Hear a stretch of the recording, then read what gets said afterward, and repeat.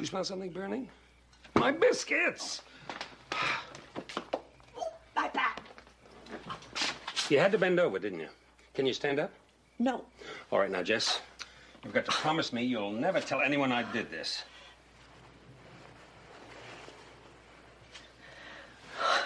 That is wonderful. You okay? Yeah, I'm fine. Thank you, Seth. I never knew you were a witch doctor.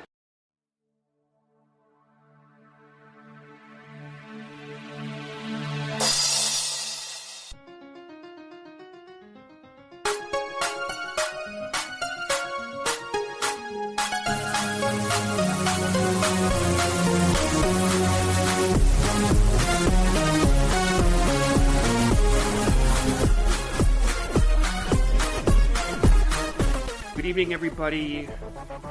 Welcome to episode 20. God, so enthusiastic. Oh, man, I'm depressed already. Welcome to episode 26 of the Cabot Cove Confab. This is Sean. And Steve. Mr. Mary Sunshine over there. Hold on. Yeah. Let me take a sip of my drink. So, I'm sure some people have noticed, and I'm just going to bring it up, just kind of get it out of the way. Sean does sound a little different because he got into a fight over the weekend and someone punched him in the face. Well, okay. No, I didn't get into a fight. What had happened was, I didn't take my blood pressure medicine because I was too lazy to go to the pharmacy to pick it up. So and I also didn't have insurance for a couple days, and then So I took my blood pressure medicine for the first time in 2 weeks, and as a result, my lips swelled out like unbelievable. I looked like a Botox accident. But I could sue my doctor. It was you saw a picture. I took a picture of myself. Yeah. I mostly did that because I'm going to go see my doctor tomorrow, and we're going to have a nice discussion about ACE inhibitors and beta blockers. Turns out that ACE inhibitors, like my blood pressure medicine, have a side effect that will cause certain parts of your body to swell out. And unfortunately, mine was my lips. Wasn't painful. It was just embarrassing, and I couldn't go out in public. Although I think I could have, and I could have worn a mask. But yeah, nobody's wearing a mask. I'm just thinking, if I were to give you a stick of chapstick, you'd probably use it up in one go. I feel like that alien in that Saturday Night Live. Chapstick.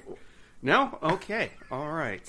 No, nobody got that. I would have gone with you got into a fight, a bar fight, and you got punched in the face. I think that would sound cooler than, your inhibitors for your heart medication. I did get into a bar fight one time in Houston. I knew it. Yeah, and they hit me in the face because I sat down next to these two guys, and they were bitching about me sitting next to them, and I was like, "Could you please stop?" And they didn't stop, so I picked up their glass and I threw their drink at them, and then the one guy punched me in the eye, and I had a scrape on my chin, or on my cheek rather. And the bar staff took me in the back room and put some alcohol on it or whatever, and then I got to go to school and got to tell everybody how I got in a bar fight. Yeah. Well, you got to be proud where when you can. You know what I mean? Okay. Very good. Okay, we're going to talk about Joshua Peabody died here. Oh, are we done with the pre-show banter? Oh, no. God. I've got something. No. We can talk about Murder, She Wrote. No. I've got something that you will love. Okay. Oh, okay. Mm-hmm. So yesterday, lazy Saturday afternoon, I had nothing to do. So there's this app, for lack of a better word. It's Kino Cult. It's free, and they have a bunch of quote-unquote cult movies on there. Except they have commercials. That's why it's free. And there is this movie that I remember seeing as a kid called Scavenger Hunt. Okay? Do you remember the movie It's a Mad, Mad, Mad, Mad World? I know of it. I don't think I've ever seen it. Yeah, I've never seen it either. I remember it being on TV, when I was a kid. but it's kind of like one of those movies like, you know, like The 10 Commandments or Ben-Hur. You know, you just see a little bit of it when it's on TV, but you never sit down and watch the whole thing. Well, this was kind of a ripoff of It's a Mad, Mad, Mad World. This is what the movie's about. So it starts out with Vincent Price and his nurse. He's in bed. Wait. What year was this movie released? Oh, God, 1970-something. It's in maybe 76, 77. I just want to know what age Vincent Price we're getting in this film. Okay, no, he was old, but he plays an old guy. It starts out, he's in bed with his nurse, and they're playing, for a lack of a better word, a video game. Okay, but it's like an old-fashioned video game and he dies while they're playing the game. And it turns out he's like this big game master. Like sorry. I didn't even do that on purpose. Is Josh? Yeah, he owns like a game company. He's a gaming magnate. This is Vincent Price, right? Okay. And so since he dies in the beginning, he's not in the movie much. But so his heirs come to the reading of his will. His lawyer is played by Richard Morley, who was an actor that if you saw him, you would recognize him. I just can't think of anything that he was in right off the top of my head. And he says to all his heirs, he says, well, he plays a tape. He recorded his will on a tape. He says, basically, instead of, I'm not just going to give out the money, we're going to have a scavenger hunt.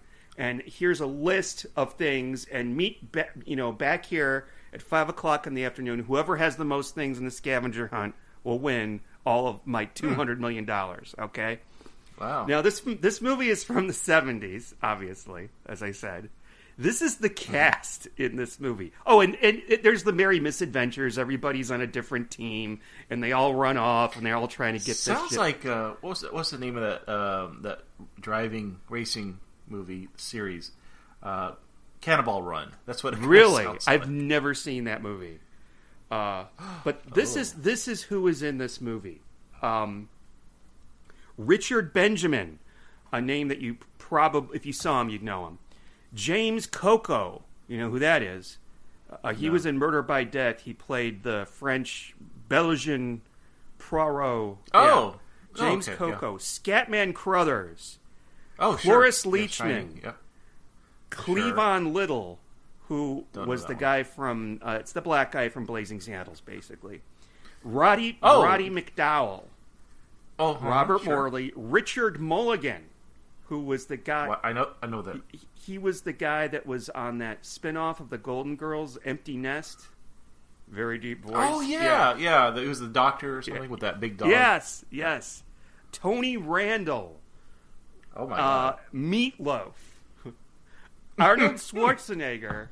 And Ruth. Get out. Did he, wait. Did he use his own voice, or was it voiced over? It was his own voice. Hercules? It was his own voice. It's him. He's in a scene with Tony Randall. If you want to see a scene with Arnold... He's in a scene with Tony Randall? Tony Randall needs to get a medicine I'm ball. gonna have to see this movie now. It's called what again? Scavenger Hunt. Tony Randall needs to get a medicine ball. I'm watching this. So he goes to the gym, and Arnold Schwarzenegger is at the gym, and he makes Tony Randall work out. Ruth Gordon is in it.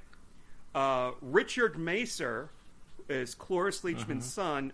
Richard Macer is another guy you would know.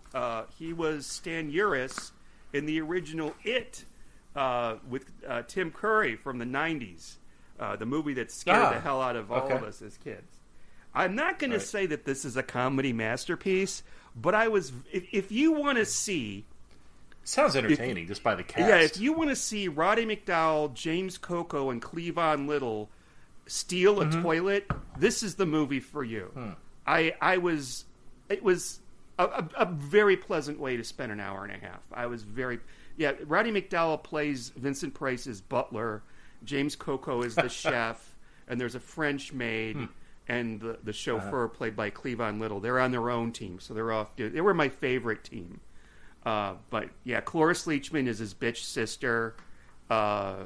Richard Benjamin is her lawyer. Richard Benjamin, if you saw him, you'd know him. He was in a movie. Oh God, it was so dumb. Saturday the 14th. I remember that. I know I've seen it when I was little. It's on. I think it's on Shudder, but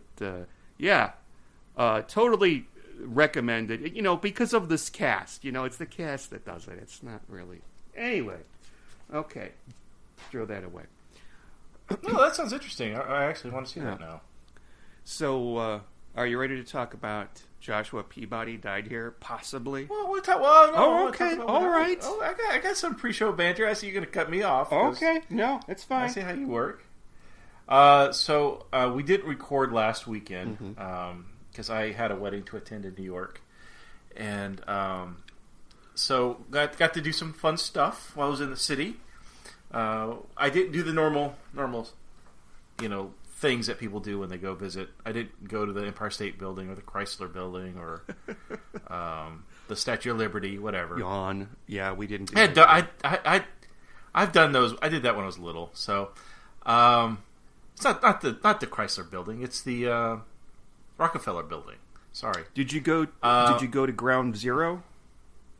No, didn't do that. We went there. It was really depressing. This is.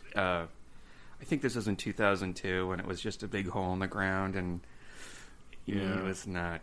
But I'm glad I saw it. The only other thing that was more depressing than that was we were in Christchurch, New Zealand, and we saw all of the. There was that big shooting there at a mosque a couple years ago, and we were there maybe a few months after that, and they still had all the people made like drawings and stuff and put it up on the. That was really depressing too. Anyway, I'm so sorry. I'm interrupting your New York story. So we went to Nintendo of America. They have a store. It's the only store in the U.S. Went to that. That was pretty fun. Well, that sounds cool. No, go ahead. Then went to visit the exterior shooting locations for Ghostbusters movies. The Firehouse. You can actually go. I'm there. A bit jealous about that, by the way. Yeah, it's a working fire station. So you can't go like on a tour inside, but you can go out and take photos with it. They've got some signs and stuff, and it's small. What I remember from the movies, I thought it was like almost downtown. It's off in a little corner, and it's strange. It's smaller than how it appears in the films. Just that location, the street itself, it's not as expansive as I thought in my head. Anyways, we went there. We went to go eat. We ate at Katz's Jewish delicatessen. So excited! I gotta tell you, Katz's never closes. That's what he would say. So that was in Harry Met Sally. Guy. I wonder if it's the same guy. Anyway, I'm sorry. So it's in that movie, Harry Met Sally, where I'll have what she's having. So we had I think it was corned beef. Yeah. Anyways, we also went to an Italian restaurant that was Frank Sinatra's favorite Italian restaurant in New York City. So we went there, and it was one of those little. It's kind of a little restaurant, but it's got fantastic Italian food. And when you walk in, there's these pictures of all these famous people that have eaten there. They're that kind of place. Did you have any pizza while you were there? Did you have any pizza while you were there? I did have a New York slice of pizza on a corner. You had to eat it outside. There was no room to eat it inside this tiny little. That's the way you do it. Place. Yeah, that's how you do it. And but I had a really good time, and so I was there for a couple of days. So that's why we didn't record last weekend, because I was jet setting over to New York City. Were you like New York, and like everybody was dancing around you and everybody started dancing in the streets? It's crazy. I had a confession to make. I almost got mugged, but okay, go on. I have a confession. I am from Chicago. That's not the confession, but I think New York pizza is better than Chicago pizza.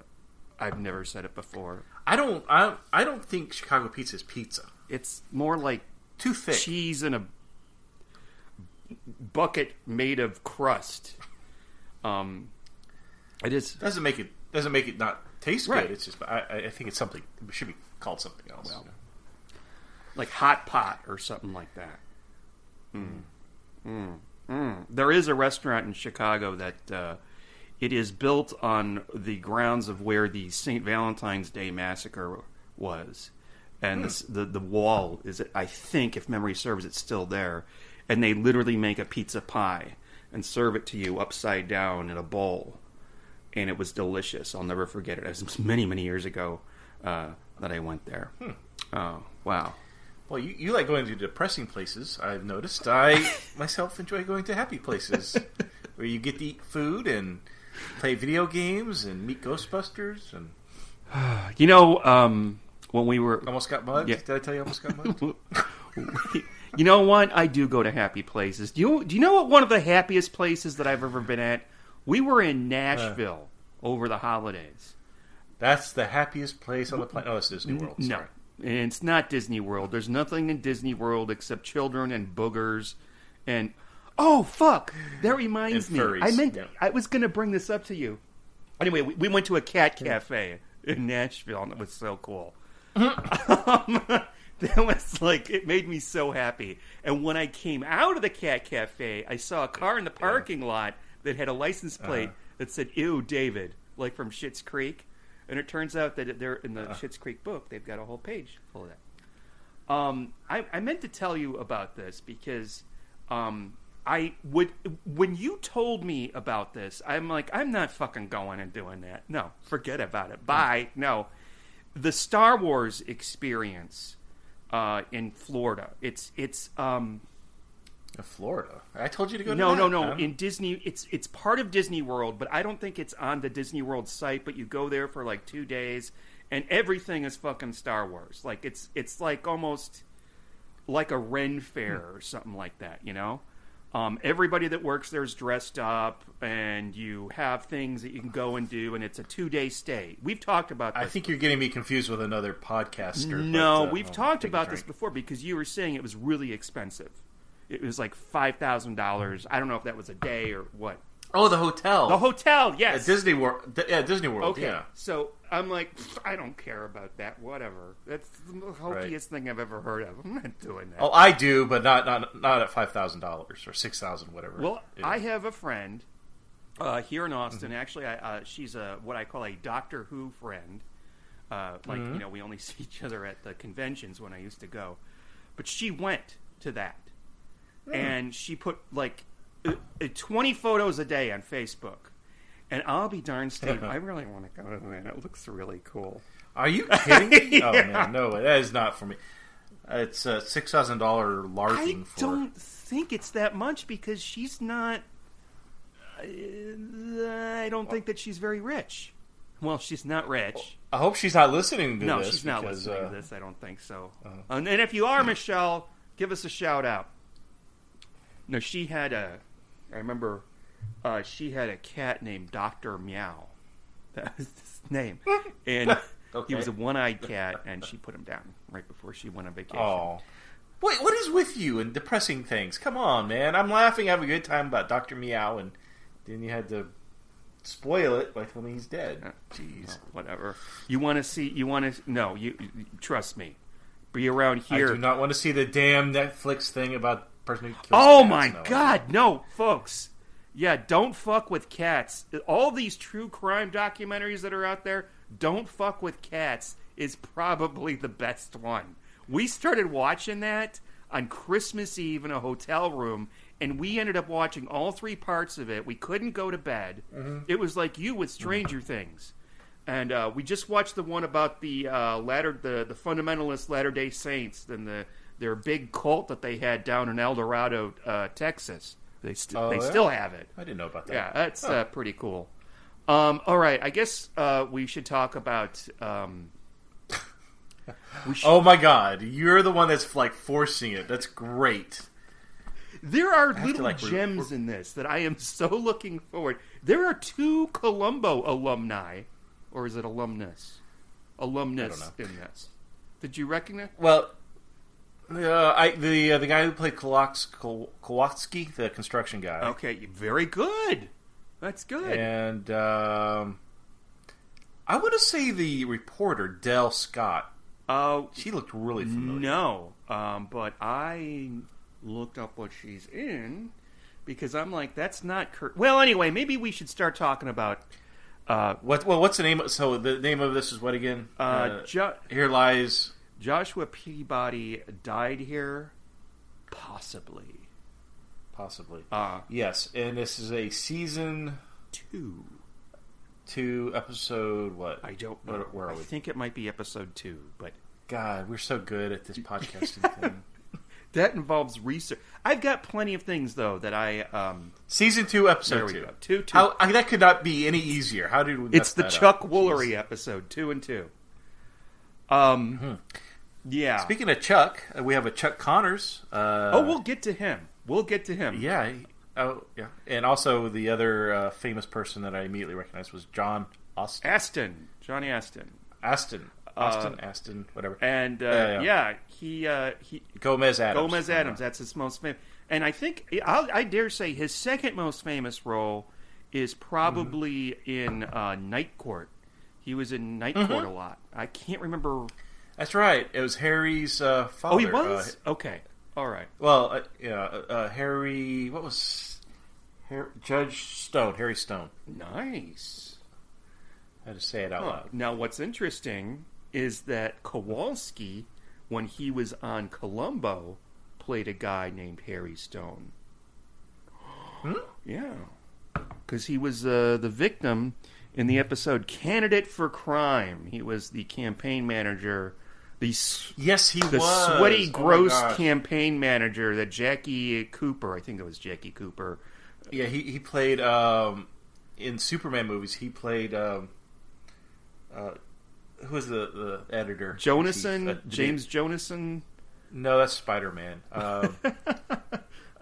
Shit. Yeah. But he played the editor-in-chief at the Daily Planet. That was, okay. You know what? I've never seen the Superman movie. Oh my God! Yeah, I know. There's things that I'm severely lacking, and I almost feel un-American because I haven't seen. He would say, "Holy Moses" or shit like that. Okay, so Joshua Peabody died here, possibly. I say that because that's how you say ellipses. Possibly, it's probably the most interesting episode, or most interesting name we've had for an episode so far. At least it's more interesting than Deadly Assets. And it also makes me wonder, folks, for a little inside baseball here. I hate that term. I can't believe I just used it. Every time Steve and I record, we save our files in a Dropbox. Okay, our audio files, we do that. And I name my file just whatever the episode is. No, I name it Sean, and then I put it in that folder for that episode. And Steve likes to change the name to something offensive, nasty. Okay, like for Deadly Assets, you renamed the file Deadly Asses. That's not that bad. I don't think that's horrible. I mean, it's more juvenile, middle school humor, really. I did not look and see, because I haven't edited the episode yet, what you called something foul in Flappyville. But let me see. I'm sure the word jack off came in somewhere. Yeah, there is something about come one time, jack off. Let's see. Titties. Very, very juvenile sense of humor, ladies and gentlemen. Thank you for embarrassing me. Let's see.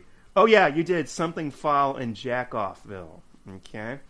For the scent of... Nothing too sophisticated. For Tough Guys Don't Die, you put Tough Guys... Oh, it blocked it up. Tough Guys Don't Come. Actually, they do. Well, no, if they're tough, they store that energy. They're tough stuff like Woody Harrelson. He doesn't. For a scent of murder, you put a scent of poopies. Now, in my defense, I name these things after we're done recording, and I've usually gone through quite copious amounts of alcohol, so my sense of humor drastically degrades from the beginning of the recording to the end. Okay. So... That's my excuse. Somebody's trying to put up a high-rise. Yes. Oh, yes. This actually takes place in Cabot Cove. And it looks like... Jessica's house, of course, is in California. I mean, in real life. But this looks like it may have been shot on location somewhere in Maine or somewhere pretty, and not. Okay. Because there's. And there goes the California listeners that we have. That, no, they don't care. All one of them. Yeah. Yeah. So a lot of this it doesn't seem like there were any sets except for maybe the doctor's office and Jessica's house. The rest of it looks like it was like there was a scene with where they were in a hotel, and there was something about it that made me think that they were actually filming in a hotel because of the way the sound was, the way it echoed. I also want to bring up, and we'll get into the plot in a minute, that Jessica in this seems like kind of a different person. Yeah, she seemed a little bit more like grandmotherly, like they were playing up the old lady thing, whereas later on they totally take that away. But I don't remember her being like that in the first season episodes. Yeah, because she's always running and getting exercise. She's an outdoors person. She likes to garden. In this one, she's got a bad back. Yeah. She needs. Well, I don't know. I did read because I did my research on this episode because I'm a podcaster of a Murder, She Wrote show. Yeah, good for you. I read on IMDb that this is Seth's first episode as the character of, or I can't think of the actor because I'm William Wyndham. But Wyndham. So this is his first time as Seth. Now it's not his first episode on Murder, She Wrote. That was season 1 as some gangbang murder thing going on. What? What? Well, remember he and like 4 other guys murder. Oh, that's right. Funeral at 50 Mile. Yeah, it was like yes. Yeah. The rape. So that was his first episode. Yeah. I'm not laughing at that because that's never funny. But just never mind. It's there is a rape revenge episode, and that's it. I gotta let me ask you this before we get into it. Who do you like better? Do you like Amos Tupper or Sheriff Metzger better? I know this is heresy. I go back and forth. But I think I like Metzger better. Me too. Honestly. Me too. I don't know. I mean, I feel like who's the guy who plays Amos? That's Peter Bosley. Tom Bosley. Tom Bosley. Tom Bosley. I like him as an actor. I think he's great in everything I see him in. But I almost feel like he's kind of phony. Yes, I can't. In Murder, She Wrote. In the episodes I've seen. Yeah, it's in this episode. It feels like he's overacting too, like with the accent and everything, and it seems really fake. And it's like, dude, I think I liked it better when I wanted you to be my dad when I saw you in Happy Days, which I haven't seen an episode of Happy Days in probably 30 years. No, but I do remember there was this really cool episode where Ron Howard, Richie Cunningham, he goes out and he gets really plastered and drunk, like for his first time, and he comes home and his dad knows. But he's really nice about it. Like, he puts him to bed. He brings him some coffee. And he's just like a dad. Like, okay, what a great kids dad. are going to do. Yeah. I'm not going to tell your mother. I'm not going to tell Mrs. C. But, And I remember thinking, well, that's really cool. Because to me, I was like probably 12 when I saw this. I'm like, oh, my God, if I went out and got drunk, that's something that, kids shouldn't do. That's bad. That's like doing drugs. But yeah, I liked him in that show so much, and also I liked him doing the Glad commercials. Bosley's Glad bag. Wow, commercials. I thought of that. Rest in peace, Tom Bosley. Okay. Yes. So there's a construction site going on for a high rise, and we see there is a protest going on outside. Yes. And the protests are being led by a very ugly man. This guy just looked freaky. David Marsh. He is a local activist, and he's also the owner of the antique shop, because those things go hand in hand. How many antique shops are there in Cabot Cove? No. You know, yeah, there's antique shops. There's got to be some fudge shops as well, because those things kind of go hand in hand. Antique shops and fudge shops. I'm telling you, man, it's. I mean, there's more. I mean, like if an Antique Roadshow were to come in town, they would have a whole season. Yeah. If they went to Cabot Cove. Yeah. Because there was another one. I think it was the last one that we did. There was a mother-daughter. With a mother. Yeah.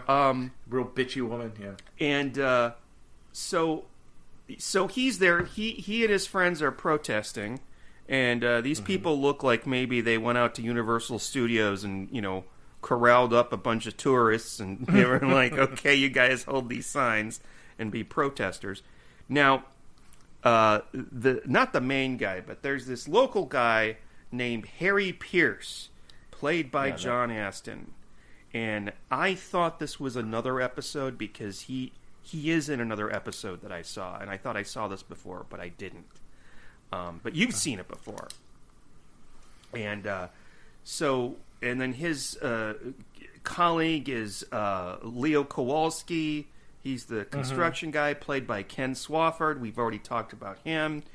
And then their boss is a contemptible gentleman named Henderson Donald Wheatley, Trump, who has "victim" written all over him, which took a while to get to. But during this they're digging up the foundation. The foundation. There you go. Thank you. And they find the bones of... I was going to say the bones of a dead body. And Amos Tupper is like, "Oh my God, it's..." This is my Amos Tupper impression. That's pretty good. God, it's must be Joshua Peabody. No, who are you saying said that? Amos. They jump to conclusions pretty quickly here. Well, yeah, so they assume, because apparently there's I guess he's a local war hero during the Civil War. Mm-hmm. It was the Cabot Cove Battle of 1779. So that's supposedly the body. So that would prevent the construction to continue, because now it's a potential historical land site or whatever. Yeah, I know what I can't think of what to call it either, but yeah. But Seth is not a believer. Seth is convinced that Joshua Peabody never existed. Yeah, it's just a legend. Now, why he feels that way, I couldn't tell you. But there's no way in Hades that skeleton belongs to a fictional character. And one of the things in this is Amos Tupper buys it hook, line, and sinker. This has got to be Joshua Peabody.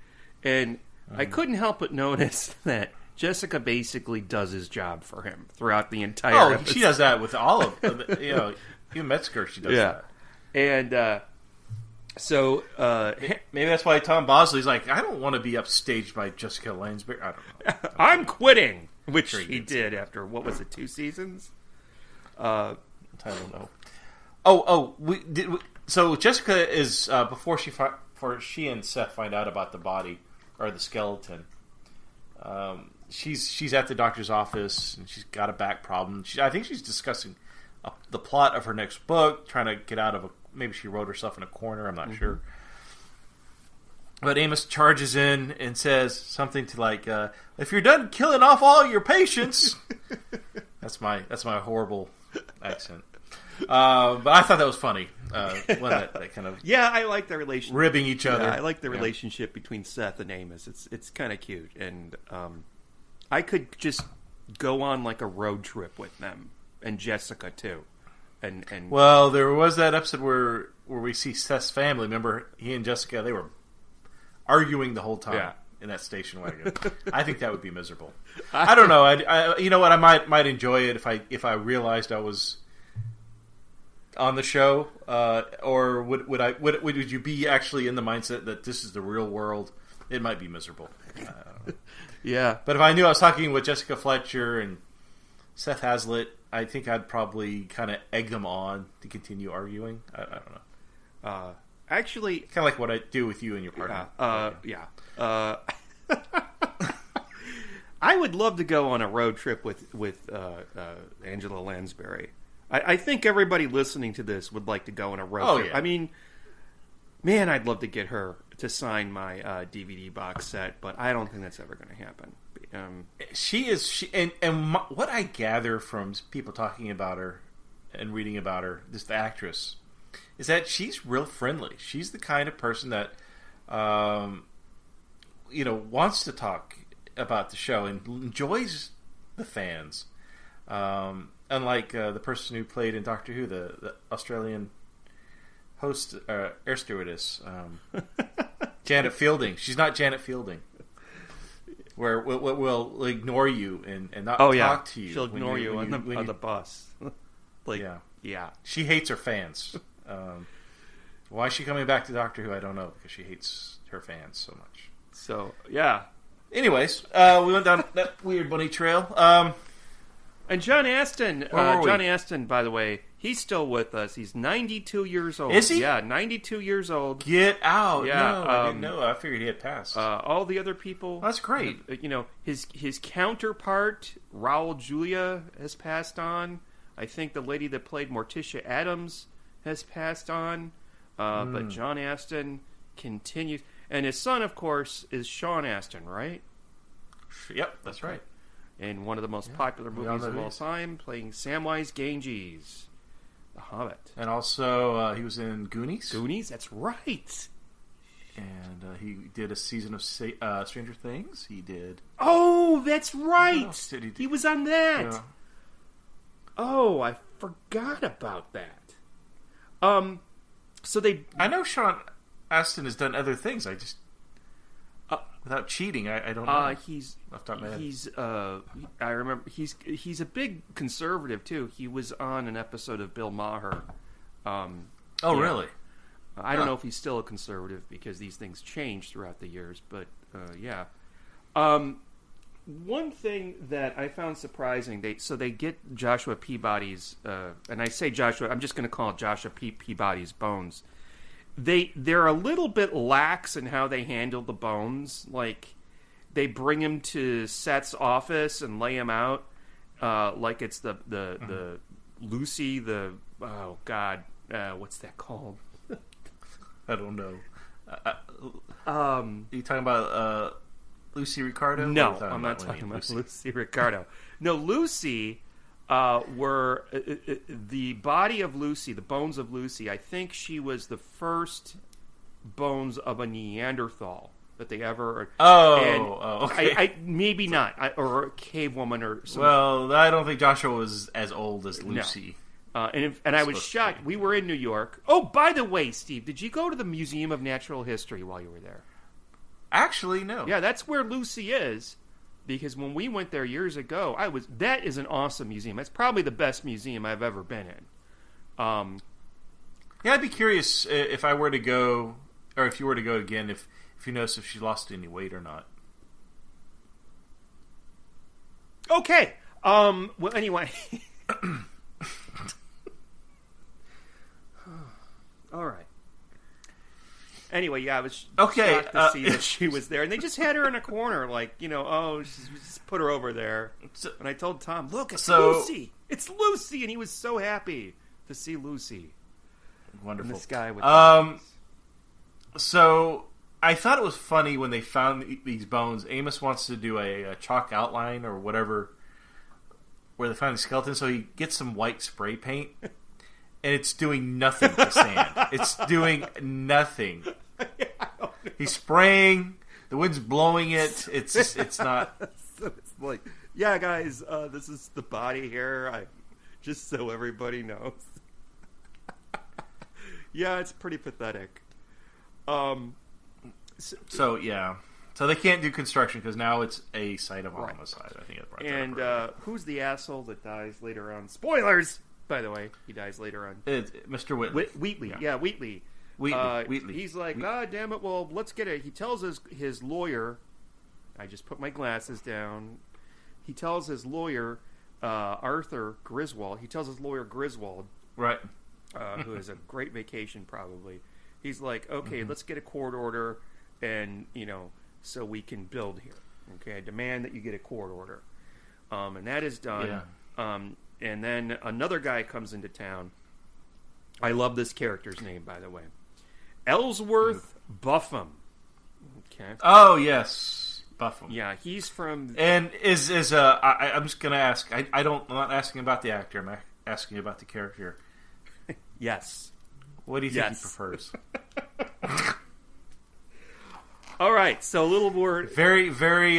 though he did look at the that farmer's wife. Gave her a little side glance. I don't know. Great actor, by the way. He only has like 3 lines. Yeah, I thought he was... And he sticks out. I mean, he's wonderful. He sticks out. It's a great character. I kind of wish he had more lines and more scenes. Yes, I thought he was going to be like a suspect or something, but it turns out... Mm-hmm. So, did I write the actor's name down? Because I wanted to... I can find out because I've actually got... I'm a serious podcaster, and I actually have that stuff up. Robin Botch. Okay. So, he died a few years after this.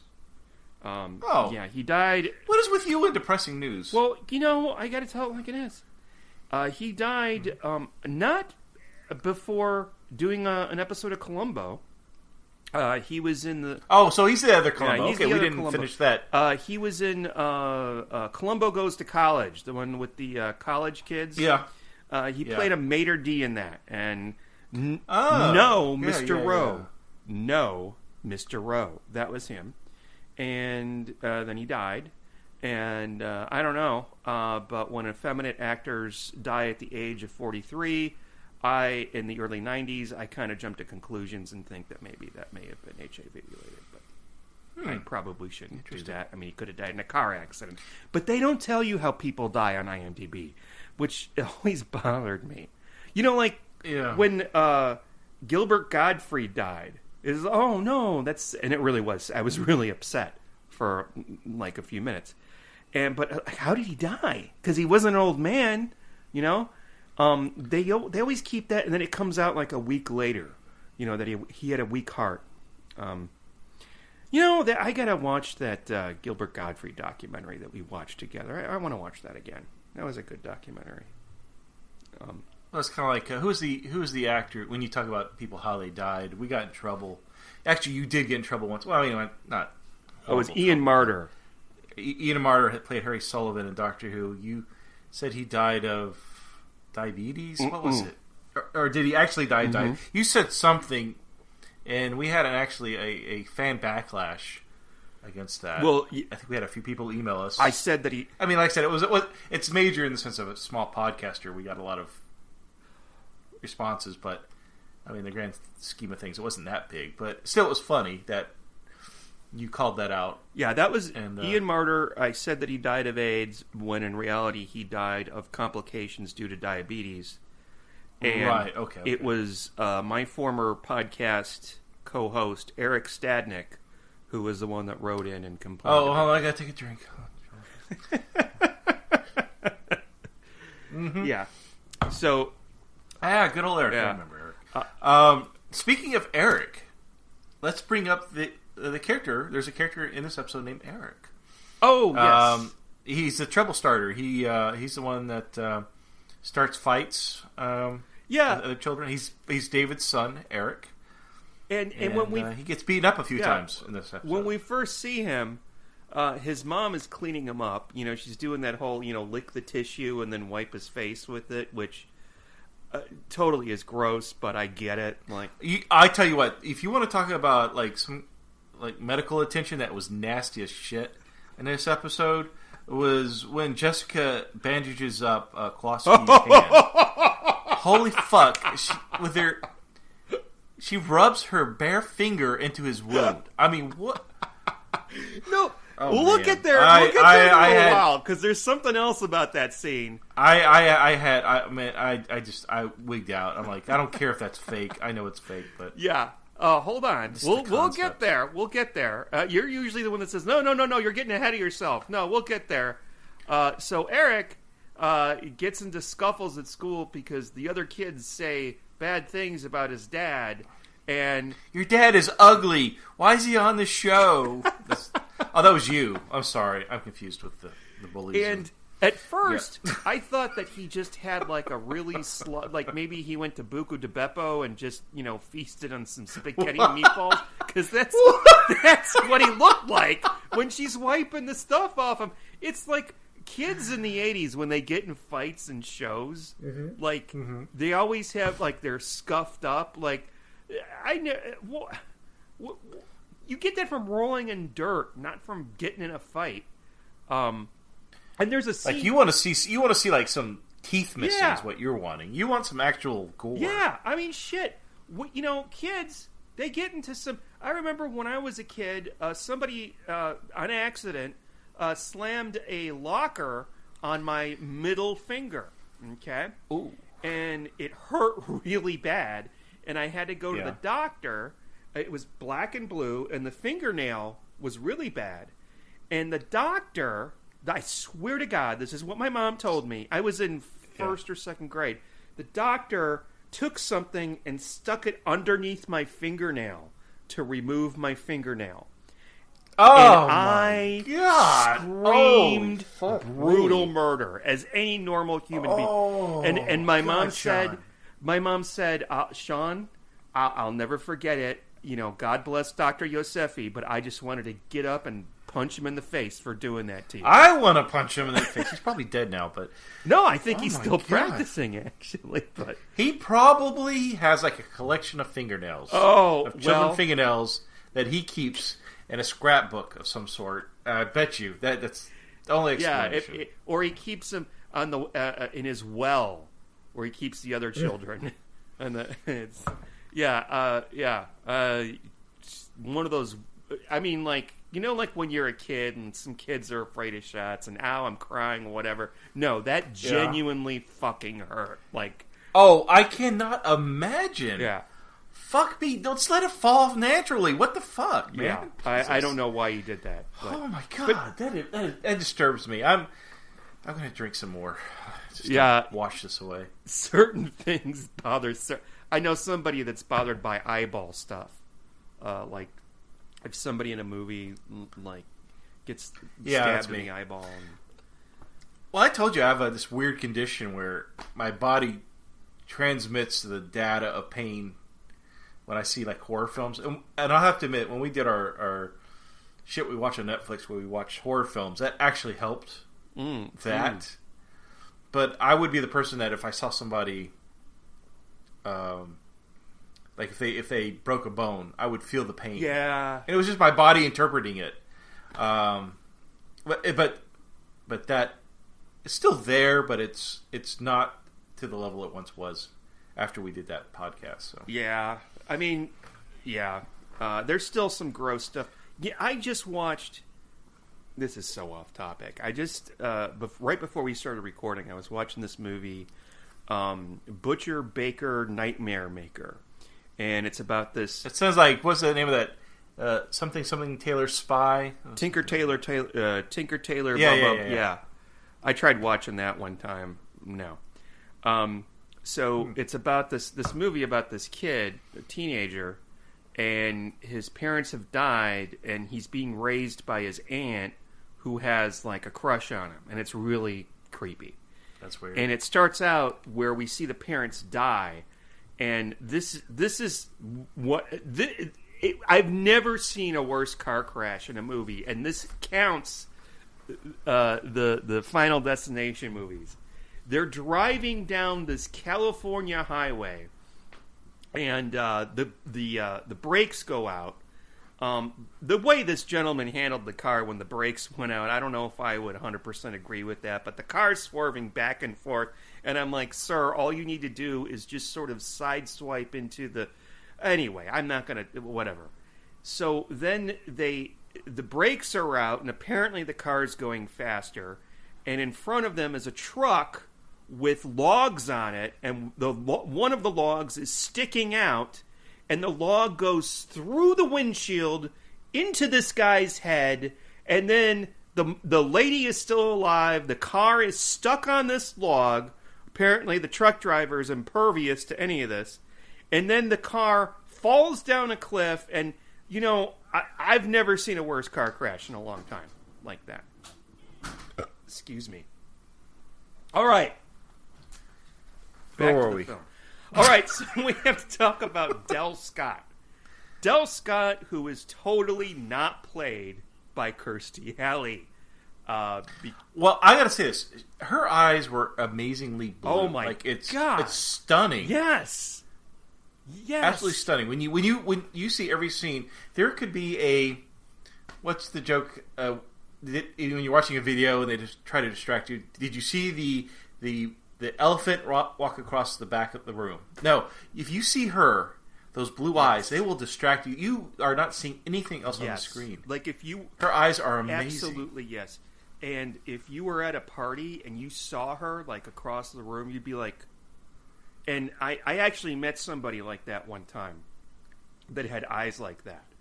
And you can tell you can wear contacts to try to make your eyes look like that. It doesn't work. I don't think those are contacts. Yeah, I don't. Well, not back then. Yeah, I don't think so. Yeah, she's actually really pretty, and I looked her up because she seemed familiar. But I think that subconsciously I was just thinking of Kirstie Alley because she looks like a more pretty Kirstie Alley, and Kirstie Alley is not a bad looking lady. I'm not saying But I looked up what she was in. Do you know who she played? No. She played Evil Lynn in the Masters of the Universe movie. And yes, in the movie. Can't you just? Oh, I never watched the movie. I've never seen the movie either. I keep getting told, "Oh, you got to see that movie. It's really bad, but it's really good." And what's his name who played Skeletor? Put everything into that role. Like he really studied that role. Bless his heart, he was very professional, even though it was just. But yeah, I could totally see her playing Evil Lynn. And you know who else she reminded me of was Kate O'Mara, who played the Ronnie on Doctor Who. Yes, well, she was also. I think Americans would probably recognize her from that soap opera. Was it Days of Our Lives? I don't know anything about that. So we ought to say I that. know all my children, but that's it. Okay. So we got to say that Cabot Cove is divided, by the way, because of this construction. I think we need to reel this back in. So I think Jessica says something like half of the town is for this construction because it'll bring in money from the people coming in to stay. You know, you got that. What's the word I'm looking for? Shit. Booze affects my memory. You've got that tourists. It brings in the tourist money, of course. Yeah. And then the others, they want to maintain the beauty, the natural beauty of the area, so they're against tourists coming in. And Harry Pierce is for bringing in money into the town, which I can kind of see the reasons for both. But you definitely get a feeling that Jessica, Amos, and Seth are all on kind of the side of keeping the construction at bay. So they have kind of that's their the reason they're acting the way they are. Yeah, and it's a trope. But yeah, it's a trope, especially a murder mystery trope where some highfalutin businessman comes into a small town and he wants to do some sort of development. And everybody's against it. And it's a trope that's used in this series. I think we've already had it. Yeah, I think has it. There has. Have we've had another episode? Where they went to Ireland. Remember? Oh, yes. And the local townspeople didn't like him because. Yes. Because of his development plans or whatever. I also need to mention that apparently there's a large number of missing children in Cabot Cove. Because it warrants its own billboard in the sheriff's office. There's a billboard that says "Missing Children Watch," and there's several pieces of paper. And if you guys are missing that many children, I mean, you're not a huge metropolitan. I think Jessica needs to concentrate on that instead of writing another book. Exactly, Jessica. Yeah, prioritize. Whitley, the developer, he's upset with Harry and Klosky. He thinks they're kind of wet blankets. He needs action, right? And that's when we meet Del Scott. Now, she's here to cover the whole Whitley aspect because she's covered his issues, one with like backhanded real estate deals, shady construction, which will be a major part of this episode. As a matter of fact, there's a lot of scenes where they're inspecting the construction, like Angela's walking by or somebody else, and everything's kind of rusted or not in the best of shape. But and we do learn that Jessica recommends that Del Scott, the reporter, that she interview David Marsh because he is, kind of the expert. He's the guy's the ringleader of pushing back against the construction. Oh, this is a good. And we find out that David does not want to be interviewed, which is odd. You think he'd want the attention? He doesn't want to be on camera. It may be because he's ugly, but no, it's not because of that. Did you notice that there's a lady whenever they're doing a scene with the protesters at the construct? There's a lady with a baby there. Like, lady, don't bring your baby. Wait, was Del Scott in this scene? Because I probably didn't recognize anything else besides her. Oh, yeah, she was. But. So, yeah, I didn't recognize the baby. So, I think there's a really interesting scene where Jess and Seth are at her home. And you know what? I love her oven and her oven/stove, whatever you want to call it. It's like really old-timey. It's very charming, much like everything else in her home. But girl, you may want to upgrade. I'm just saying. But apparently Seth likes to go to her house and cook. And there's something, and I think this is not the first time I've seen it, but this drives me crazy. No one tosses a salad like Seth. Like there is like a salad, and it's not. This comes up again. The tossing the salad. No, it doesn't. Oh my god. I think this is all referenced.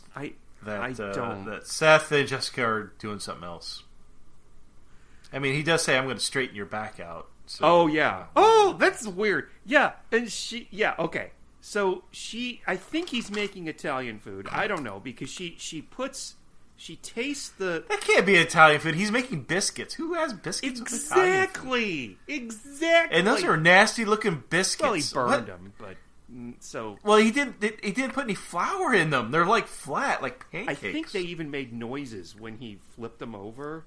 God, yeah, they're like what was the name of that show? Green Acres, where the wife would make pancakes and they were hard as tile, and they ended up using them. I can't think of the character's name except for Arnold the pig. Zsa Zsa Gabor. Was that Zsa Zsa, or is that Ava in Green Acres? I don't know. One's nice, one's evil. One slapped a cop, another one is... Zsa Zsa slapped the cop. Maybe it was Ava that was in Green Acres. But, they ended up using her pancakes as roof tiles because they were so hard. That's so stupid. They could use Seth's biscuits as roof tiles. That's how hard they sound. Oh, God. But she's tasting the food. They are definitely having sex. They gotta be. I can't help but just because how old are the characters at this point in this series? Like in their 40s, 50s? Oh god, they're not in their 40s. I think now keep in mind people aged a lot faster back then. Yeah. So because of smoking and whatnot. Because everybody drank and smoked like a chimney. I think that he's older than she is. He's probably in his 70s, and she's in her early 60s. That's my guess. In the show, you're saying she's 60 in the show. Yeah, I would say 50, maybe mid 50s. No, don't say 50 because we're almost 50, so you can't say 50. I know that's why you're pushing back on me on this, but she is not 60. Now Seth, maybe he's in his 60s. Okay, yeah, I'll go with that. But there's something that really bothered me, and this is really stupid. She tastes the food, and she says it's better with more. I don't know what she says is better with more basil. No, she says too much basil. No, she Basil. She didn't say basil. Basil. Basil. She says basil. Basil. And I'm like, wait, why are you calling Duck season. it that? I mean, I know that she's from England, or she was born in England, and she spent time in Ireland. Basil is the name of the guy from Fawlty Towers. Basil. Right, Basil Fawlty. Yeah. Basil is the stuff. And also the name of Manuel's pet Siberian hamster, or whatever it was. What? He had a pet rat. Oh, really? That was a thing? There's only like 13 episodes of that show. Oh, he says, he's only. I think he has a hamster. He thinks it's a hamster, but it's actually a rat. He names it Basil, and then like a food or some kind of inspector comes, and the whole confusion with Manuel. By the way, the actor who plays Manuel, brilliant. Love that guy. No longer with us, by the way. He died. Really? Maybe 4 or 5 years ago. Yeah.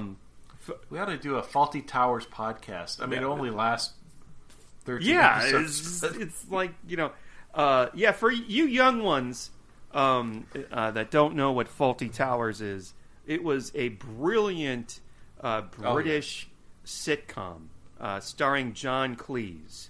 And if you don't know who John Cleese is... you can die. Yeah, I don't know. What has he been in recently?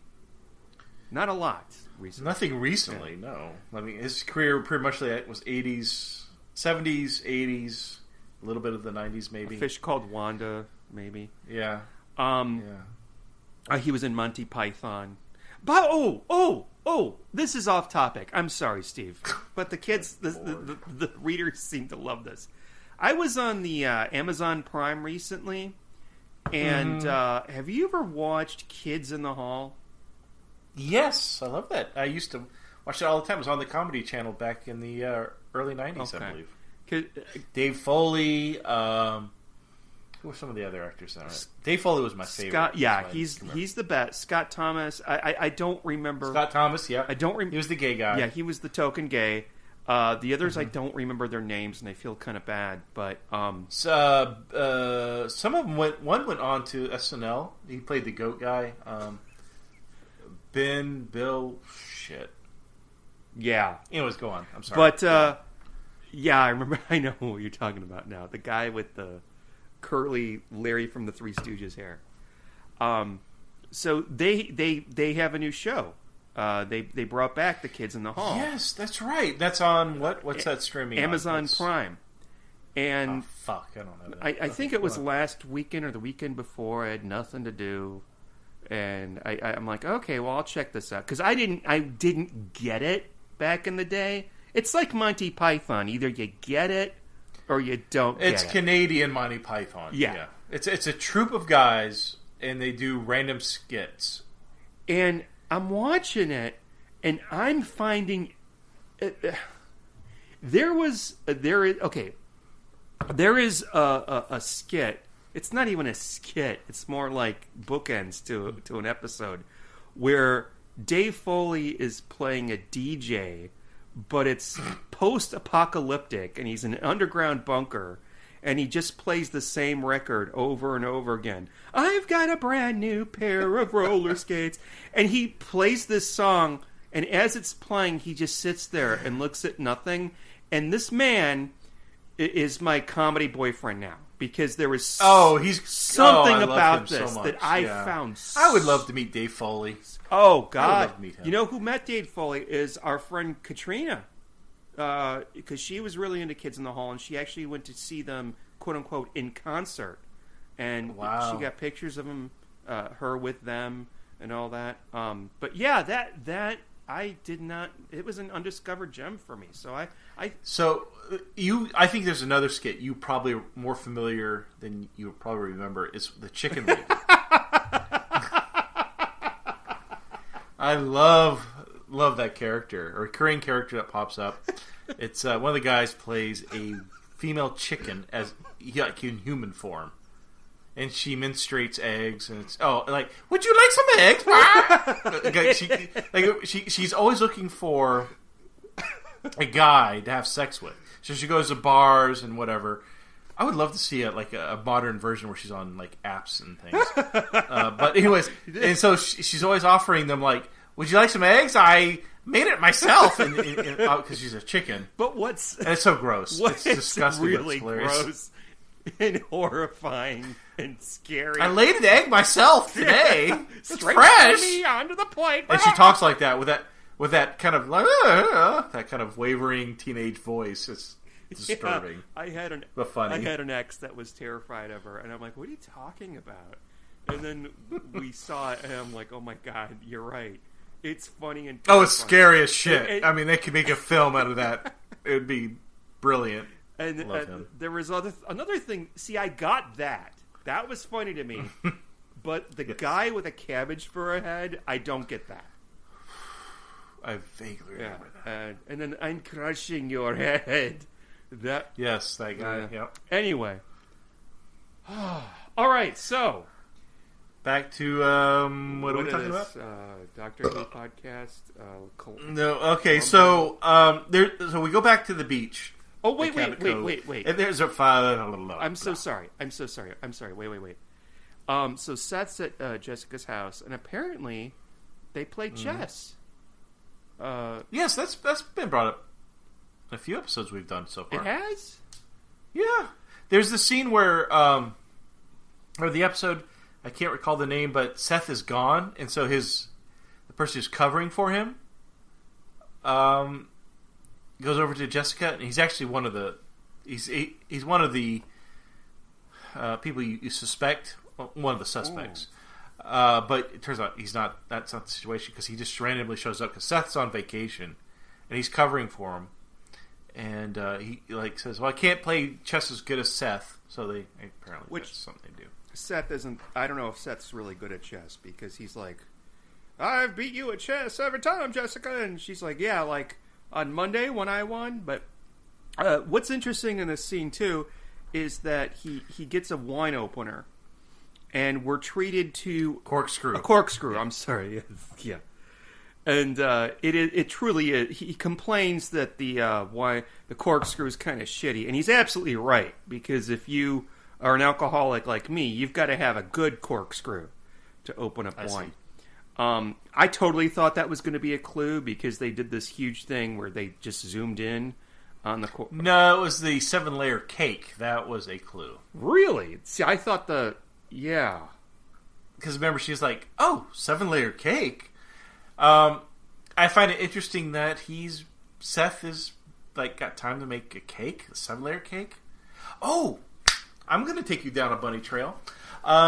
So while in New York, I had access to over-the-air television, because I just, I cut the cable cord a long time ago, over 10 years, I think. Oh yeah, and so I don't get to see what's being broadcast on NBC, ABC, CBS, what have you.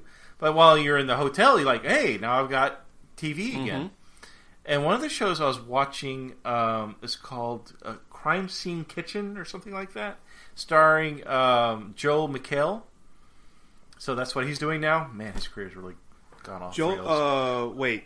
I know that name. Is that... it's from Community. Yes. Okay, yeah. Yeah. Steven Shapansky lookalike, yeah. Might look like, yeah. So what happens is these chefs, they get chefs that are in pairs, like maybe like 5 pairs, and they go into... I really honestly think you would like this if you like murder mysteries, ladies and gentlemen. So this is actually something that it corresponds to what we're talking about here. So what happens is there's a crime scene in the kitchen. And so the chefs have to... They all have their turn. It goes into this kitchen. And they have to look at the clues. Like, oh, they used flour on a marble slab. Oh, over here there's melted chocolate. Oh, over in here there's an open bottle of sherry. And they have to find out what the chef made in that kitchen. And then they had to go back to their own kitchen and then try, with the clues they've uncovered, make that same meal or same dish or same whatever. Now I would, anyways, yeah. I would. So yeah, so they start with going into the crime scene, which is not a crime scene. It's just what did the chef use? What were the ingredients that were used? So they'll throw misdirections too. So one of them was like coconuts or a canned coconut, but it wasn't open. So obviously they didn't use that, but they had other ingredients. But it throws everybody off, and they start making their own ingredient. Now, whoever the baker, whoever gets the recipe correct, or whatever whatever they're trying to make, they automatically win. Okay, so if someone said, "Okay, I'm making a 7-layer cake with coconut cream pie," whatever, and that was what they were actually making, they'd win the round. And everybody else, if they went off in another direction, they lose. But if you have 2 people that made the same, or 3 people who made the same product, it's who made better presentation and better flavor wins that round. I'm intrigued. Yeah, it's really good. I was surprised. So if you like murder mysteries and you like cooking shows... do you know what station this was on? No. It's over live broadcast, though. I love watching cable TV in hotel rooms. Like, that's, like, one of my favorite TV shows to watch is My 600-Pound Life. And my God. I don't know what it is. Is that still on? Maybe it's just like, oh, thank God. Makes you feel better about yourself? What? Yeah. It makes you feel better about yourself. Exactly. Well, at least I'm not her, you know. Oh, wow. And then, you know, they all go to this doctor. He's in Houston. I can't remember his name. Yes. Yeah. Yeah. And so Tom had some of his coworkers over for dinner one time. Oh, no. And the wife of one of his coworkers, she was talking about something about her job. I'm like, well, what do you do? And she said, well, I'm an editor for the show 600-Pound Life. And I was like, oh my God, why did you not tell me this when we first got here? I should have known. I have so many questions. Right? This is wrong. I want to meet her now. Yeah, exactly. Like, and then they go on talking about something else, and I'm like, don't talk about She's bored. She's like, I don't want to talk about real world stuff. Well, she probably doesn't, because I don't know. But yeah, it's like, I want to, you know, how much of it is real? How much of it is fake? I mean, I know they're really, you know, 600 pounds or whatever. But, man, and then that was when I was traveling for work, and of course, then COVID happened, and I got a job where I didn't travel, and now I don't have a job. But then you have to go back on YouTube and, like, 600-Pound Life, where are they now? And I'm just shocked that they never talk about the people who died. I'm like... I would imagine that probably most are dead. Yeah. God, you're bringing up the negative stuff. Another one, the one that I don't like, because it's really depressing, is on A&E. Intervention. Honey Boo Boo? Intervention. Oh. Fuck. When I watch that show, like, okay, you've got the, you know, somebody shooting up heroin and all that, and then you've got the person that drinks all the time, and I'm like, I don't know, I think that might be me. I think I might need an intervention.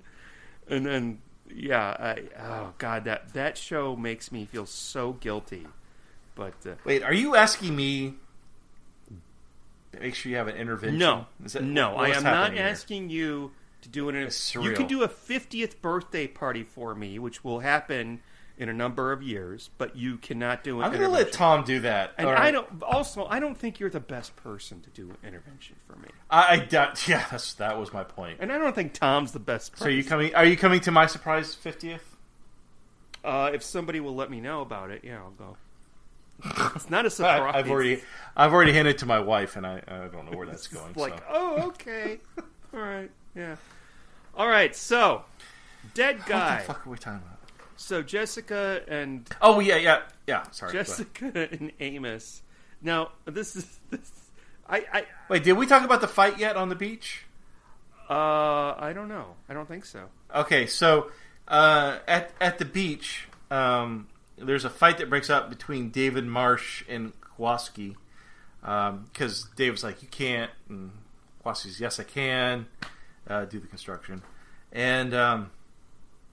we find out that Whitley, or whatever, the Donald Trump guy, has a court order for construction.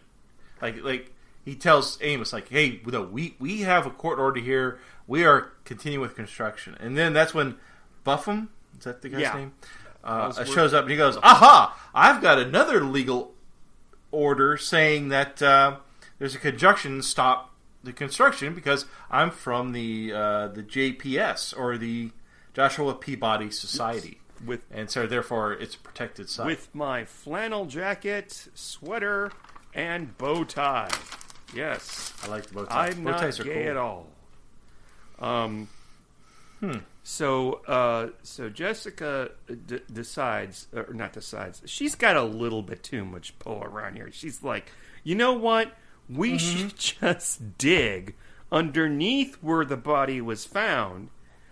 And that's where the 7-layer cake thing came from. She's thinking layers. And so Amos, he's just like, whoa, okay, I'll bring you over there and we'll, with your shovel, we'll just dig up some more stuff. Yeah. Now, there's a little pretense here. So we found out the night before, during the scene, she says to Amos, like, hey, you look really tired. Like, were you up all night doing drugs? And he says, no, there was a rainstorm that came in. And at 2 a.m., which is important, that's a clue. At 2 a.m., there was a rainstorm that came in, and I wanted to make sure the body was protected, so I brought a tarp out to cover the skeleton. Yeah, so, okay, that's fine. Okay, he's doing his job. That's fine. But let's send Jessica out to dig underneath the body. She's basically just going to dig it up. What? Yeah, not Metzger, I'm sorry. Seth was going to allow her to do that. That's nuts. Yeah, it's like, who is this lady? Like if I was anybody in authority, and actually, this is brought up when Metzger moves into the town. He's like, lady, who are you? And who gave you the authority to do that? Why does death follow you like the Grim Reaper? Yeah. Like, what is going on here? So they go down there to do their own little excavation, and they remove the tarp, and lo and behold, it's Wheatley. He's dead. Shot in the heart. Dead. All right. Mm-hmm. Now, body's hauled away, and Jessica finds a clue. The fuck, why this is a clue, I'm not sure. Yeah, I didn't know. This is so randomly out of the fucking thin air. Yeah. It's a tie pin. The victim's tie pin was found, I don't know, a few meters away from where the crime scene was, or where the dead body was found. It was found outside of Kowalski's, or whatever his name, Kowalski's mobile. Kowalski. I'm from Chicago. We've got Chicago 200,000 Kowalskis in Chicago. But found it outside his mobile home thing. So yeah, wow, really kind of whatever the show tries to lead you to somebody. Yeah, it's wrong. Not that person. Exactly. That's not the person.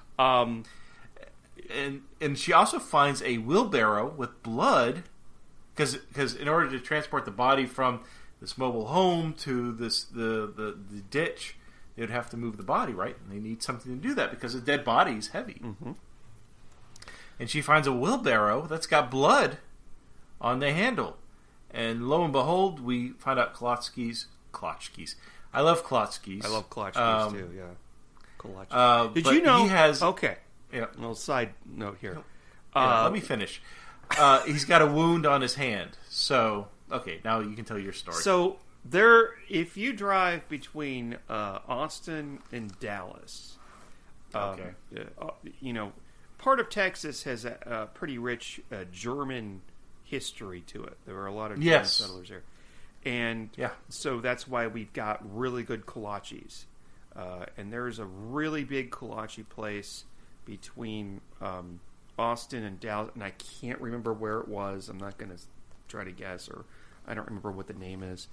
And when we went to Doctor Who Fest up there in Dallas, I was driving back, and I had to piss like a racehorse. Like, I could not contain it.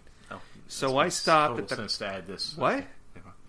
Nothing. Go ahead. Oh, it's racist? Did you say it's... No, I said it makes total sense that you're including this in tonight's episode. But go on. So, I stopped there at the kolache place, not intending to buy kolaches. So I went in there, did my business, I walk out, and right there at the front door, and there's like 175 people in there. They're all in line to get their kolaches. And by the way, ladies and gentlemen, they're really good kolaches. They're really good. Right there on the floor, $100 bill. Just right there by the front door, $100 bill. So I picked it up and walked out. What did you do? Well, OMG. Well, you know, was it a real $100 bill? It was a real $100 bill. I spent it later. I don't remember what I spent it on, but drugs. You know, if there were two people in there, I'd say, did any of you drop anything? You know, but there's like 75 people in there, and if I say, hey, everybody's going to say, "Oh, I'm Spartacus. I'm Spartacus. I'm Spartacus." So that's not a very interesting story, people. I'm sorry. So, okay, so the FBI, Special Agent FBI Agent Keller arrives to arrest David Marsh. Because now, lo and behold, a twist. There's been a twist. David Marsh is not David Marsh. Now, it's funny because his wife and his kid didn't know this. But David Marsh is actually Daniel Martin, a Vietnam protester. Activist. Yeah, Vietnam activist. Yeah. He blew up a federal courthouse. And 17 years ago. And so that's why Agent Keller has been on him. So he's here. He's identified him, and he's going to arrest him. I'd like to talk about Agent Keller from the FBI. And by the way, when I was watching this, he was my number one suspect. I thought that maybe... Really? Yeah. Agent Keller was your number one suspect? Yeah, I thought maybe he wasn't really... God, farther from the truth for me. I would have thought more that the guy from the what the fuck was his name? With the B? Buffum? The guy I would have from placed him, Yeah, the guy with the bow tie. I would have. Yeah, he's not suspected of anything besides serving good cocktails. So Agent Keller is played by an actor named Chuck Connors. Yes. Who I didn't know this until recently when my parents were staying here. And Chuck Connors was on a show called The Rifleman. And if you want to... clapping? Really? Yes! Rifleman is a great show. I mean, I couldn't do a podcast on it, but it's a great show. So, my father has every single episode of The Rifleman on All right, DVD. I'm doing a podcast with your father. And Chuck Connors, he used to play sports, and then he decided to be... somebody saw him... He's in football, I think. Baseball. And he did this thing where when he hit a home run one time, he would run through the bases backwards. Okay. And he may have played football too. But he wasn't that good at either sport. And so a talent agent picked him up, and he ended up being in The Rifleman. That I think that's his biggest thing. Yeah. But he was in something else that I hold dearly, and this is your assignment, Steve, for next podcast. He was in a movie in the early 80s called Tourist Trap. And I swear I had to look it up. He was so old looking in that movie, and he's younger looking in this. But Tourist Trap is about a group of 5 or 6 kids, and their car breaks down, and they end up at this stupid... It's kind of like... what was that place in House of a Thousand Corpses? It's kind of like that. Okay. It's kind of like that, but imagine like 1980s, and it's all shut down, and there's a lot of creepy mannequins. And he played the creepy guy, the villain, in that. And at that time, Chuck Connors thought... I'm going to get away from all the westerns that I've done, and I'm going to be the new Bela Lugosi. And he was only in that... He wanted to be the new Donald Pleasance. Yeah. Oh, yes, Donald Pleasance. Yes. And didn't really work out that way because Tourist Trap was a bomb. But it's actually not that bad. It's not really gruesome. It's kind of fun. And if you want to watch it, Steve, in fact, that's your homework. Watch Tourist Trap. It's on Shudder. Joe Bob Briggs did it. Wait, it may not be on Shudder anymore. But yeah, it's a pretty good movie. It turns out. Wait, what's the name of it again? Tourist Trap. All right. Tourist Trap. All right, so I got Scavenger Hunt and Tourist Trap. Well, you don't have to watch. I didn't assign you Scavenger Hunt. That's just what I watched. But right. He turns out he's the villain in Tourist Trap. He's pretend. Oh, don't ruin it for me. Come on. God. I'm not going to watch it now. Fine. Whatever. But he shows up in this, and you know what he reminds me of? He reminds me of Richard Stack, the host of yes, I can see Unsolved that. Mysteries. Untouchables, Unsolved Mysteries. Yeah. Airplane. Yes. In fact, I believe that he was in Airplane 2, but don't quote me. Good God. What a horrible film that was. That was... Okay, so... So Agent Keller goes to arrest David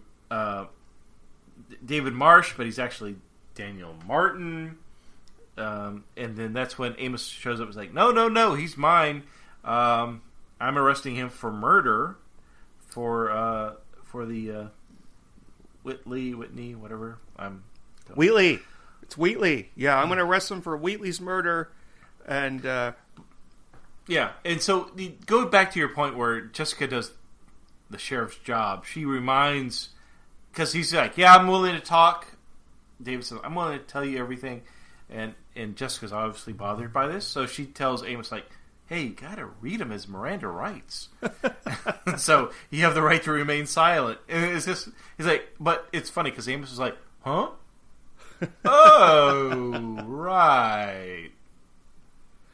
So good job. Jessica meets up with Kowalski, and what's interesting about this scene? He first of all, he tells her about how Wheatley's construction projects there's faulty equipment, and in fact there is this guy Bob Scotto who fell 30-something floors down when a... That wasn't Bob. That was somebody else. But yeah, but there was... He listed a few names, people that died in construction, because it was all Whitley, just would not care about construction protocols or safety protocols, and people would die. Like there was a string of people. Well, kind of why you see what was that? What was her name? Del Scott, while she was doing a report on him, because he's got a lot of shit behind his ass, and as most people and without toilet paper. So Jessica's like, "Oh, Mr. Kowalski, your bandaged hand. Did you hurt your hand?" And he's like, "Yeah, here it is." And she takes. First of all, she arrives and she says, "This is where he has his mobile home." Not mobile home, but an RV. She's like, this is so beautiful. I understand why you picked this as where you were going to stay. And there's no mention of permits or anything like that. And she peels back his bandage and just throws it on the ground. Jessica, if it was so beautiful, why are you littering? And his... Yeah, with blood. Blood. His hand it's just red. It's like gooey. And then she takes his wound up to her face and licks it, and it's just gross. No, she doesn't do that, but she does stick her finger in it. Yeah, without a glove.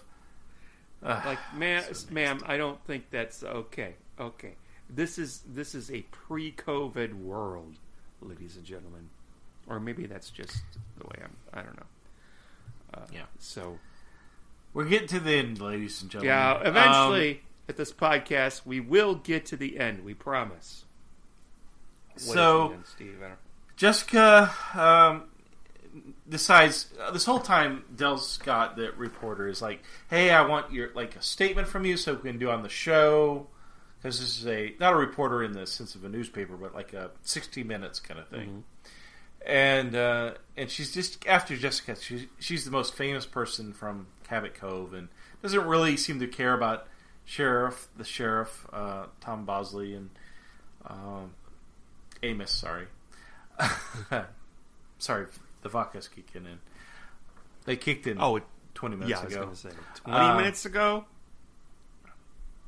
Maybe more. But okay. Anyways, so Jessica says, like, "Hey, yeah, I would love to do a statement for your program." And so she gets Del Scott out there, and was able to determine that Del Scott is actually related to Robert Scotto, not Scott, but Scotto, because she's the sister. Well, Robert Scotto was the guy who died in a construction accident. So she's like, "Hey, you're actually the sister. You changed your name a little, and you've been after Whitney this whole time."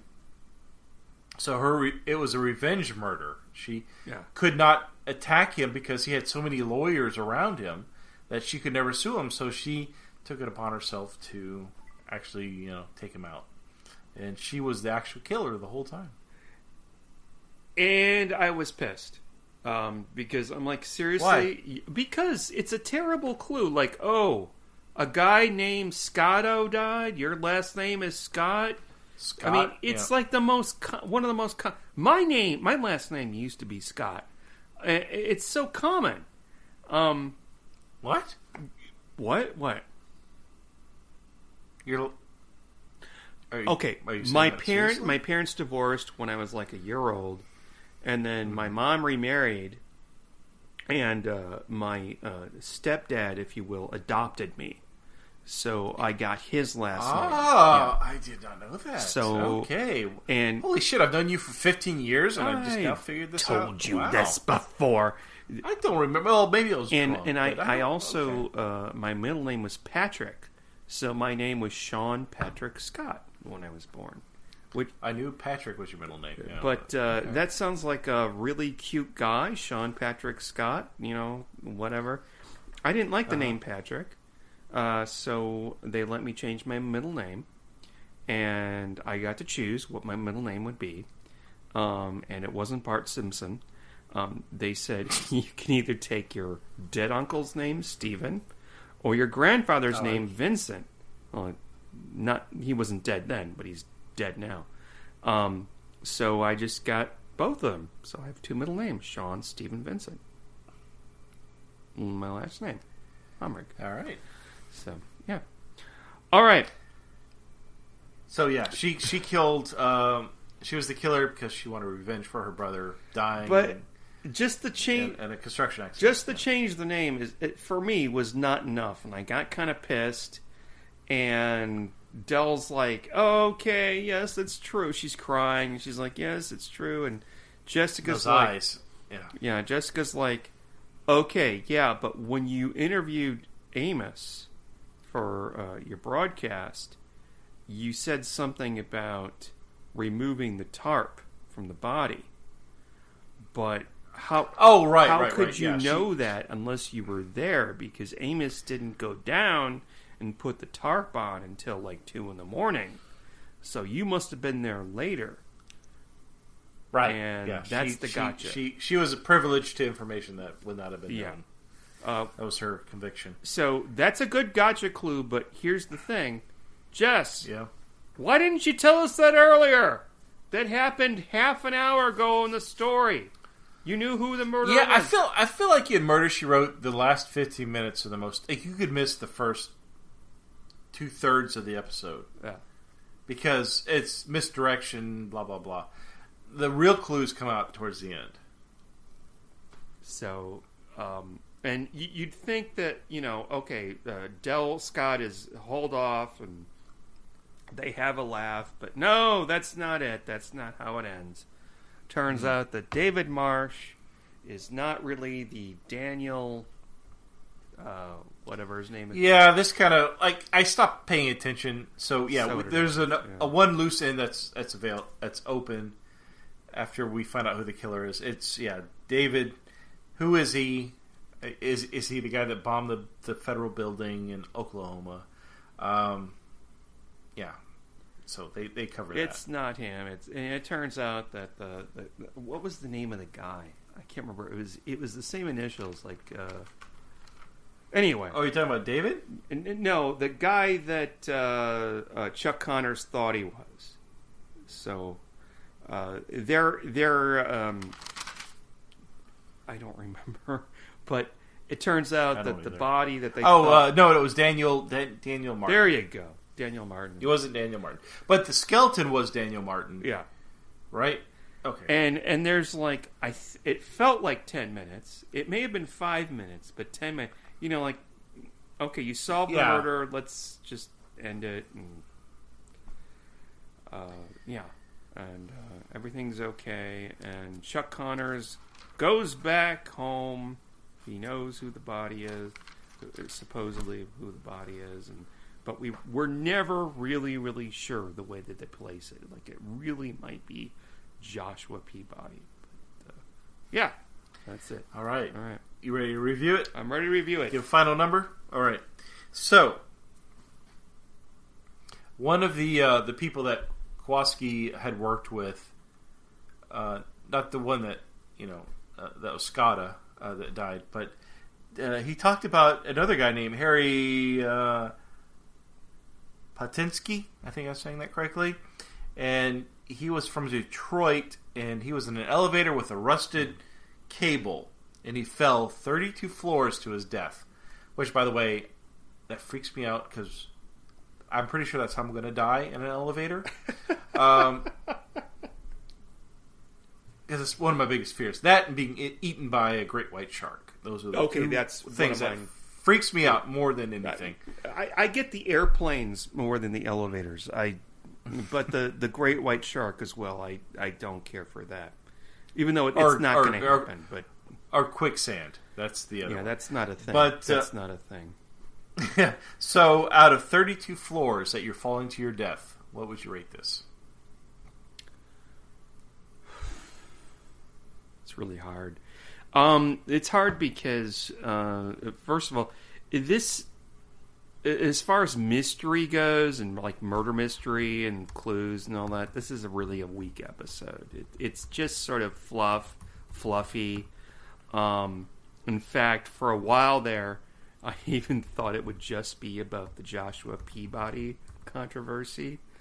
But amazingly, even despite that, I found it extremely charming. Like, she goes into the sheriff's office. She even puts out, she makes like a map of the crime scene. Like, she's really trying to figure this out. Like, she's an amateur sleuth, which she is. And she doesn't get, for lack of a better word, professional until later on. She doesn't need all these diagrams. She can just figure it out. I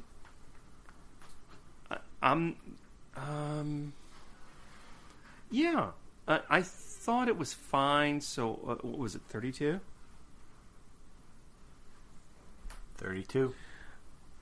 I'm going to give this a 23. I was not displeased. Tom Bosley gets a 18. I found him really annoying, which I never thought I would before. I don't know if I like the grandmotherly Jessica, where she brings a guy like some ointment to put on his boo-boo. I don't know how I feel about that, and her going to the library to use the phone and things like that. So it was okay. It was a little bit better than okay. I'm just going to say it's charming, and it also had this air of, and I do think it was filmed. A lot of it was filmed on location, which I think helped a great deal, because usually they're all filmed in a studio. Excuse me. Something like that. So yeah, I don't know. It's not the episode that somebody who's new to Murder She Wrote. It's not the episode that I would tell them to watch. But no, as far as murder mysteries, I did like the gotcha clue though, and I thought the gotcha clue was just going to be the names, and it turns out the gotcha clue was actually what she said while she was talking to Amos. I did like that, and you get that a lot in murder mysteries. I'm sorry, what was the gotcha clue then with Amos? When she mentions to Amos, what did you think when you pulled the tarp off the body? Oh yeah. That was it. I did not pick up on that. I didn't at all pick up on it either. Final, yeah. And there's some misdirection in this episode, and I'm going to mention the corkscrew, but yeah, I didn't get it either. So I kind of agree. It's not the worst episode we've seen. It's definitely not the best. It's kind of mid ground. It's good. It's not horrible. But it's not the best thing you're gonna. Like, I wouldn't recommend it to anybody else either. It was nice because we see John Astin. He's in it. I don't know if he shows up again, but it was fun to see him. Chuck Connors, great to see him. We see the beginning with Dr. Seth Hazlitt with William Wyndham. That was fun. I do like that character quite a bit, actually. Yeah, me too. And so it's interesting. I thought he was a later addition in the series, but I mean, he's in season 2, episode 2. So it's good, but it's not great. Yeah. It is middle of the road. So I'm going to give it. You gave it a 23 out of 32 elevator floors dropping to your death. I'm going to give it a. I'm going to give it a 20. I think 20 is a fair number here. Like you said, would recommend it as trying to get somebody into the series or the show, but it's not the worst either. It's so weird. It's so weird because it's. I wish you could have been better. Yeah. I think the misdirection with David Marsh, like, and with Chuck Connors, like, that could have been cut out. Like, what was the fucking point? Yeah, I agree wholeheartedly. We could have cut out Chuck Connors completely. He was the whole David and the whole, well, maybe not so much screen time with David Marsh. I would have loved to have had more screen time with John Astin. Yes, absolutely. Because he stole. I mean, besides Del Scott's eyes, he was the other screen stealer. Just seeing him. So I don't know. Yeah, more Del Scott eyeballs and more John Astin would have improved this. I think that he was wasted on this episode. I would have loved to see. Oh yes, I agree. Do you remember? I would have loved to see him like as a magician or something in a later season. The great Scott. What was it? What was the one we were talking about with the great Santini, the great Santini. Santini. You know, could you could just imagine? Like, he's a magician, really. He really is. And in this, he's got this really cool outfit with the hat and all that, and he just walks around and he talks. You know that they're like, you get to keep the suit and hat if you do this role, because he wears it the whole damn. I almost feel like they recorded every scene he did in one day. Yeah. Because he's wearing the same thing every day for the it's what this mystery took over the place of 4 days. Yeah, I think so. He wears the same thing all 4 days. So, and do you know what I thought of when I was watching? He's not like this. Do you ever see him in Tales from the Crypt? Do you remember the John Astin episode from Tales from the Crypt? No. What was it? What was it about? Okay, so John Lovitz. He's going to go... John Lovett's in it. Oh, even better. No, John Lovitz is like a struggling actor, and he finds out that there's going to be a Shakespeare audition somewhere, so he shows up, and John Astin is like the weirdo who's like, come in, we're acting. And... okay, I got to watch this. So it's Hamlet. Really, they're doing Hamlet.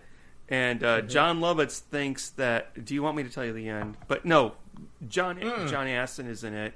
John Lovitz is the main guy. Yeah, go check it out. I don't know how... You can't check out Tales from the Crypt anymore. I don't know where it... maybe on... I don't even think it's on HBO Prime. It's only available on DVD. But it's a good episode. It's a fun episode. Really fun. So... All right. Let's get the cats in here. All right, cats. I got some tuna. My kitty cat loves chicken. My kitty cat loves milk. My kitty cat wants to bring out this Wheel of Fortune shit. Doesn't go. My kitty. No. Meow, meow, meow. Chow, chow, chow. Remember that commercial? Chow, chow, chow. No. See. Chow, chow. All right. Cats are here. Hold on. Cats are setting up the thing. Do you use what kind of kitty litter do you use for your cats? Fresh Step, because it smells good. Because then, no, the cat owners wonder. Do you normally sniff the kitty litter? No. You will think this is completely gross, but cats have a tendency to get cat litter stuck in their paws. So when they jump in the bed, they'll leave little bits of litter here and there, like in the bed. Gross. Like I said, gross. But you get used to it. But the thing is, then is my dogs don't do that. So yeah, I know. Don't have to worry. So you end up buying kitty litter that smells good. Holy shit. Okay, hold on. All right, cats. Are you ready with the Season 3 wheel of Murder, She Wrote? All right, and we will be talking about... Ooh. It's called Death Takes a Dive. I haven't read the description yet, Steve, but I think it might be about the Olympics. Do you want to guess? Maybe swimming? I was about to say a swimming pool somehow involved. Okay, let's see. Because sometimes it's yeah. Anyway, Death Takes a Dive. All right. Jessica enter. Oh. Wait, Jessica enters the Olympics? No. Oh my God. No, not quite that. Jessica enters the ring of high stakes boxing when she. Oh, this sounds great. Okay. When she agrees to invest in the career of boxer Blaster Boyle, who is... This does not sound like Jessica, so oh my God, okay. Who is managed by her friend, Harry McGraw. No. So this is the... This is the second appearance of Harry McGraw that we just got. But this is the first episode we're going to see. And when Harry is arrested for the death of a boxing manager, it's up to Jessica to get Blaster into shape while trying to find who's planning on fixing the fight. Okay, see, without Harry McGraw, I wouldn't want to. I'd be like, whatever. But I want to see him again. I'm looking forward to this. Yes, yeah, I'm looking forward to it as well. Oh, that's awesome. I'm watching it tonight. I'm excited. I like Harry. I think he's cool. I do too. Yes, we discussed this last episode. Yeah. So, yeah. Harry McGraw again. Yeah. That's what it is. So. All right. All right, Sean. All right, Steve. Tell the good folks good night. Good night. Good night, everybody. Good luck. And don't fuck. No, fuck all you want. You can fuck. No, just use PrEP or a condom or something. Just be careful, folks.